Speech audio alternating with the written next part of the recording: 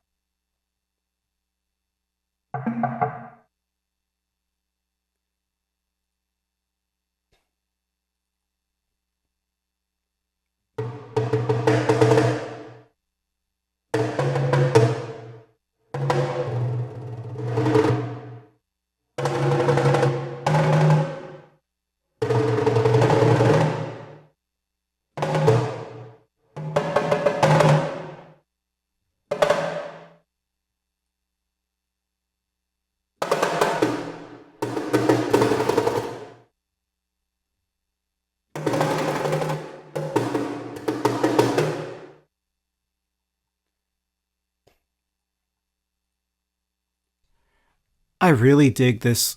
I really like the two-handed layout here too that you can have on or off. And I'll go over that also in the UI, but it really gives you this chance to really get control over how you organically play this into your DAW. You could really have some really convincing performances. The fact that you going left and right like a percussionist, we're not saying you're exactly going to be like a percussionist unless you maybe are a percussionist, but like it'll help you, I guess, program things in a way that's more realistic. And I dig how this all sounds, especially with the octobans and, as you'll hear, maybe the rototoms and stuff like that. I really dig those instruments. I never heard of those instruments, so I think it's great. My brother probably has, and if he sees this, he'll probably shake his head at me. But great instruments, and I'll be using those a lot in the future. Let's keep going.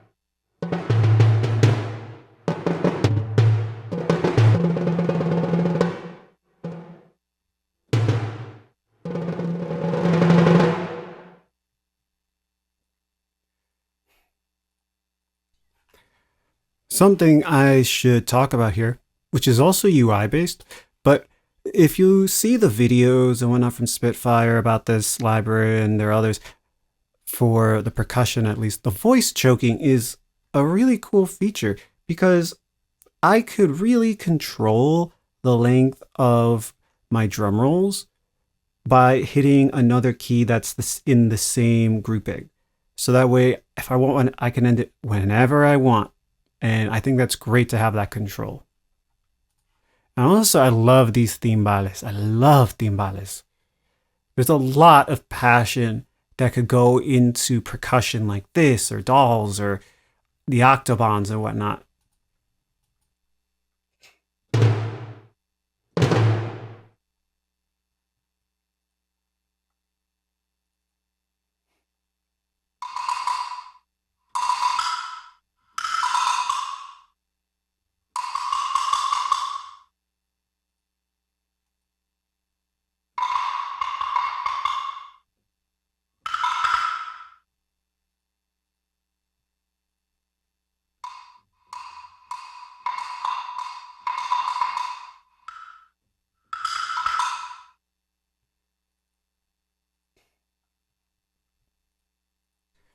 So that does it for our overview here on the high percussion. We did skip around. Something I should actually go over is I like the piccolo snare a lot, and I'm not sure if I really went over that one. So let's have a listen to that one.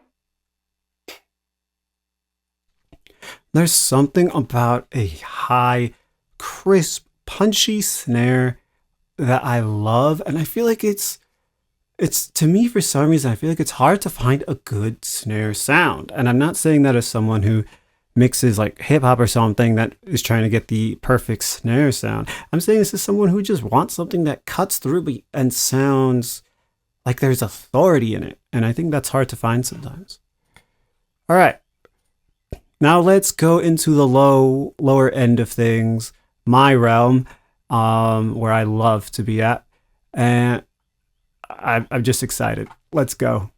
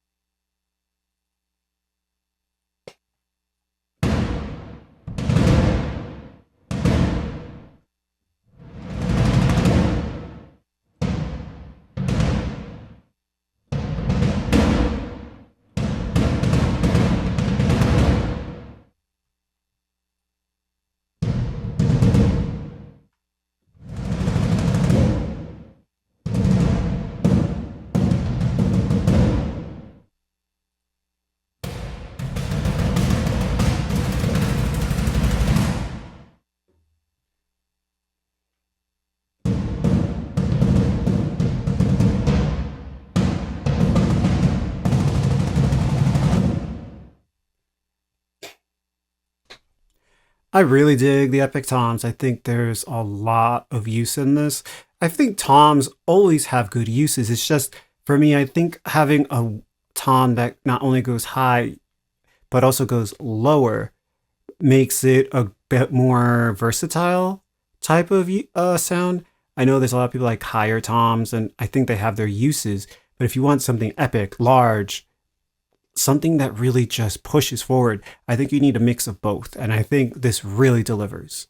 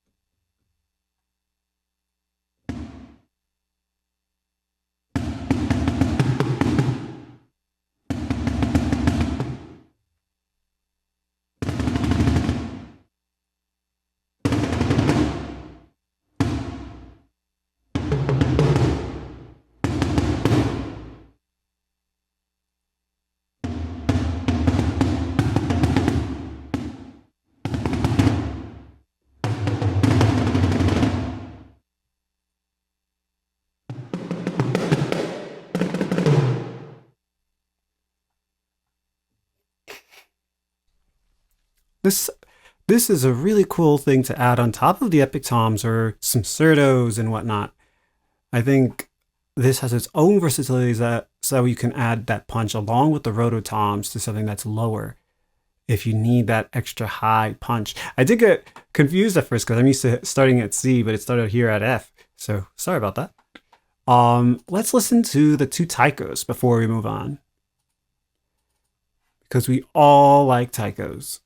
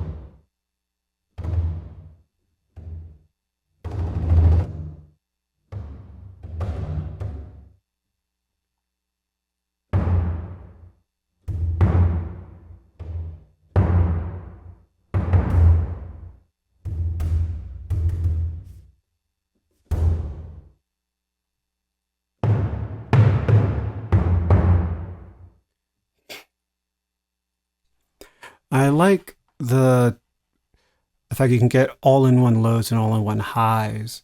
So if you want, you could have two instances of this and one playing the lows and one playing the highs. If you want that, if you want both and want the ability to tweak them however you'd like so you get a good balance. Really cool.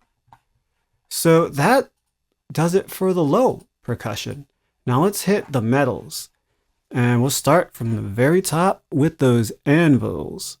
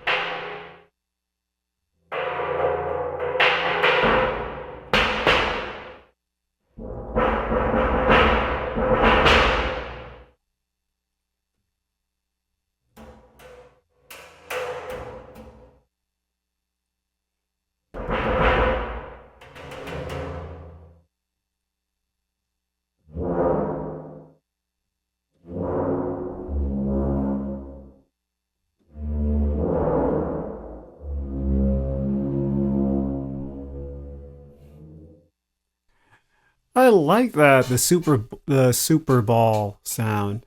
Think I could really put that through trash or something and make something pretty sweet.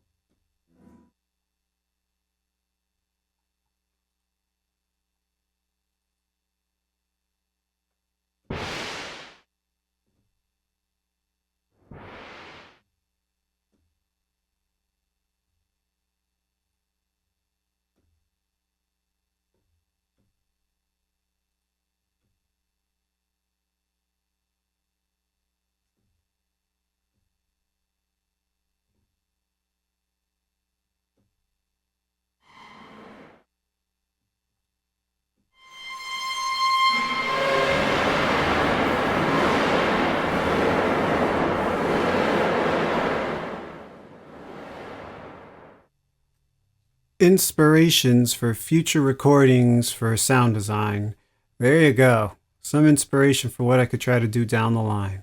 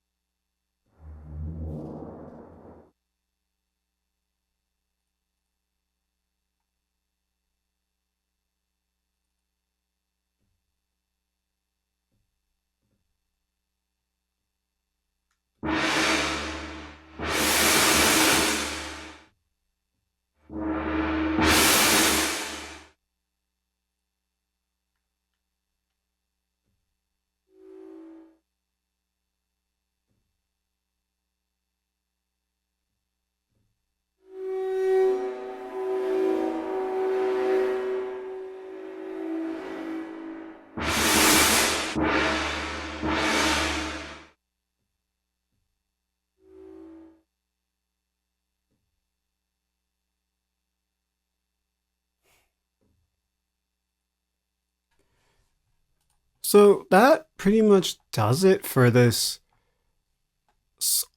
well, shorter overview of this, because otherwise we would be here for a while. I really dig these small medals. I think this is sweet. I think there's a lot of fun here. And for me, triangles are hard to find, like good ones in sample libraries, I've noticed, and this one has great ones. Really dig the break drums, really dig all of it, really. The giant crashers and the crashes and stack are fun. And the low percussion, I really, really like all of it, honestly. I think there's a lot of good use in all of them. Doles are awesome. I didn't go over those. Let's just go over it right now.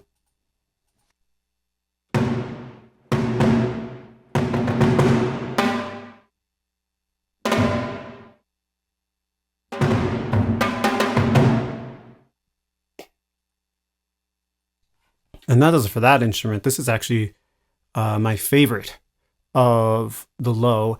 And I feel like it could be part of the highs. And if it was part of the highs as well, this would be my favorite of the highs too, because it has a good low sound, a good high sound, this flexibility to really punch. And a lot of these different instruments can do that, especially the high ones, the metals. The low ones are great for impact, great for that meaty sound down low. I really think this is an incredible bundle. And if you get these libraries individually, also they're great individual libraries. There's so many instruments in each one of these that you'll have options. So many different options, and options that I wish I had in the past. Like there are percussion instruments here that as I have used them and tried playing around with them in the past, and in this video, I'm thinking, I wish I had this, because that's the type of sound I was thinking in my head, and I didn't know what the heck it was, and I didn't have something that could deliver that. This library delivers that cinematic sound in a smaller package, and it delivers great choices, amazing choices. So yeah, that does it for this part. Next, we'll head to the UI. All right, so let's check out the UI for this. It has our standard type of smooth, clean look that Spitfire has now for their players, their plugins. You have our knob here, which we could decide will, at least case, will it controls the reverb, or we can have it control the tightness. I like that. And then we have our modulation, our expression. Sorry, this is our expression, and this is the mod wheel. Sorry about that. Then we have our choices of our different, I guess in this case, of our sticks. Otherwise, it would be our articulations. And you have all the choices here, which is very nice. And then we have our effects. You could choose to toy with the reverb here or the tightness down here. You could also have CC connected to that, or it already has it down here. So if you have a CC controller and you really want to control the tightness and whatnot, or the reverb, you could just have your controller assigned to those and have at it. You could also play around with the techniques, which is interesting. Never would have thought about that. You could edit this. And then we have here, you could choose how the triggers are done. You could also have the key switch settings all set down here. You have your round robins, and it's a good amount of round robin action here. Now we have our two-handed layout, which I think is really cool. And it seems like it's already set up here. But let's go down there. If we turn it off, then this could be, then now it looks like how it could look in a lot of percussion libraries where you just have your sounds right there. You could still play kind of like two-handed, but having this on, I gotta say, I wasn't so sure how I felt about it, but I think it's really cool having it like this, so that way you have your hands more separated. They're further separated, and you're really banging away as if like you're trying to drum, like for real. I think that's cool. And all that's very simple. We have our layout down here on the keys. But then, like I said before, this right here, the voice choking, I think is probably one of the coolest features. And I know they talk about it in the videos for this library over at Spitfire. It's a big deal because being able to stop a roll however you want it, when you want it, just by playing a key from that same grouping, I think that gives you total control over the sound and everything for that. It'll make it sound much cleaner and much more organic. I think that's sweet. And before I forget, you press over here and you can choose your instruments. A cool feature up here too is, aside from being able to scroll through it, you could save your preset, I guess, here, however you'd like it. If you have a good setup here, if you got your round robin set up, if you have your options set differently, if you have the layout different, if you want this as the default and whatnot, you could save it right here. And you could make a new preset name or override the preset. I think that's really nice. But yeah, that's it. And I think it's great that they set it up like this. It's clean. It's really easy to use. They even have this down here, the information panel. Like, what can I say? This is a fantastic library in an easy to use interface that we don't really see often. So yeah, good on them for this. Easy, fun to use and whatnot. So yeah, that does it for this section. Next, we'll go to the composition. I hope you like it.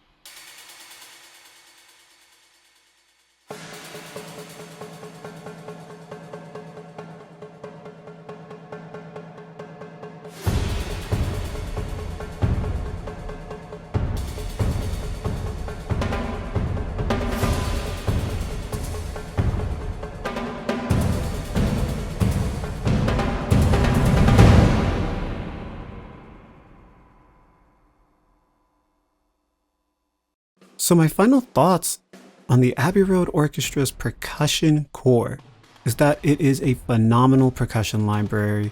So many great instruments. The microphone mix provided sounds great. I think that it is awesome.